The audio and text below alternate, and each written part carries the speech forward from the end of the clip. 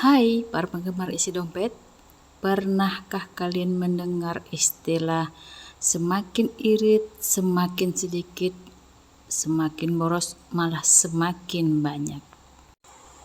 Ini aneh teman-teman, jangan-jangan mereka pakai sihir? Sebentar deh, dia bukan pakai sihir kabar baiknya. Yang benar, dia tahu satu ilmu emas ini. Yuk kita bahas.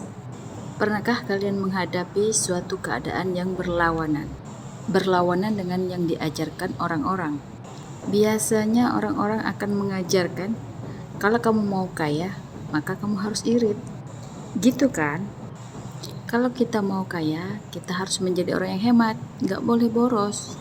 Jujur aja nih ya, ketika kita melihat orang ataupun diri kita sendiri, kalau irit, duit kita makin dikit. Tetapi ketika kita boros, duit kita akan selalu ada aja. Nah, itu kenapa ya? Aneh, tapi nyata. Nah, teman-teman, ini ada kabar baik dan kabar buruknya. Kabar baik dan kabar buruk ini sebenarnya sama sih.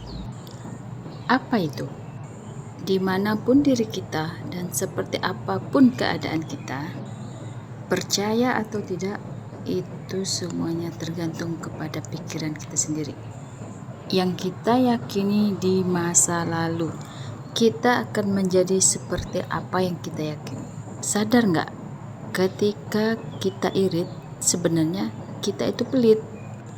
Loh, kok gitu sih? Kok pelit sih? Iya, ketika kamu irit, kamu pelit. Pelit pada siapa?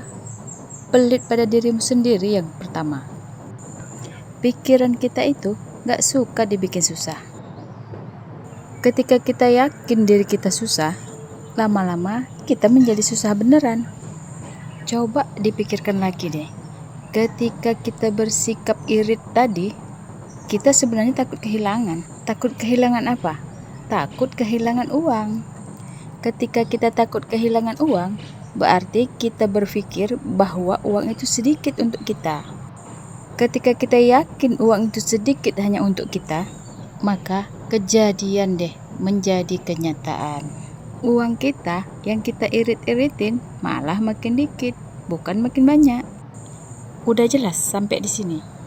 Nah, sementara yang satu lagi yang terkesan boros dan suka foya-foya, tapi dibalik sikap tidak iritnya dengan uangnya sendiri, di bawah alam sadarnya dia berpikir bahwa uang itu mudah menghampirinya. Ketika ia berpikir bahwa uang itu mudah menghampirinya, maka dia tidak ada tekanan soal uang. Dia tidak memusuhi uang. Dia menganggap uang itu my best friend, sahabat karibku. Aku berkelimpahan.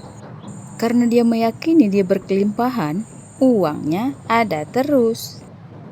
Ngalir terus seizin Tuhan dalam hidup dia. Paham sampai di sini? Jika kalian bertanya, adakah ajaran agama yang berkaitan dengan ini? Wow, tentu saja ada, yaitu sedekah. Ketika kita bersedekah, maka alam bawah sadar kita akan berkata bahwa aku memiliki lebih daripada ini. Ketika alam bawah sadar kita mengatakan bahwa aku memiliki lebih daripada ini, maka itulah yang akan menjadi kenyataan seizin Tuhan dalam hidup kita. Nah, biang keroknya adalah pikiran kita di bawah alam sadar kita tadi. Dan Tuhan itu menciptakan kita begitu sempurna, sudah memberikan formula kenapa kita dianjurkan bersedekah atau berbagi, supaya pola pikir kita sehat dan berkelimpahan. Baik nggak tuh Tuhan? Mau baik banget. Kitanya aja yang suka bawel, bandel, ngeyel, banyak nanya, dan banyak maunya. Jawab jujur, ketika teman-teman berbagi sedikit ataupun setengah daripada uang teman-teman, ada nggak teman-teman mikir takut uangnya nggak balik? Tentunya ada dong, walaupun dikit. Kalau enggak, ya banyak lah. Kita diajarkan untuk melawan rasa takut itu. Kenapa?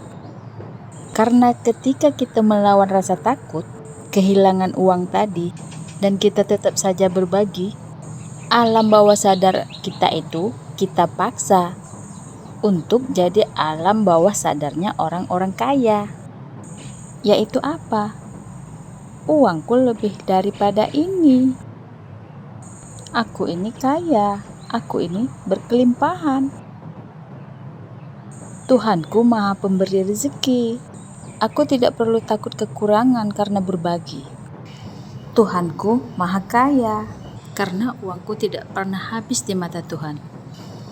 Ketika seseorang rajin berbagi, maka alam bawah sadarnya akan berkata, "Aku punya lebih dari ini. Aku punya lebih dari ini." Itulah sebabnya kenapa orang suka berbagi itu rezekinya makin lancar.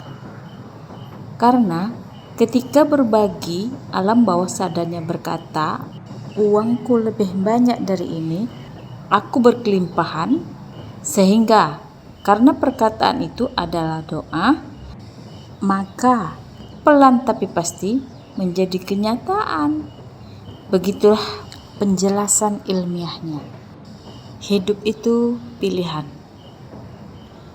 Kamu mau hidup super irit, banyakkan nyimpan duit untuk menjadi kaya, seperti ajaran orang kiri, kanan, depan, belakang, atau merubah cara hidupmu dengan menginvestasikan uangmu dengan cara berbagi.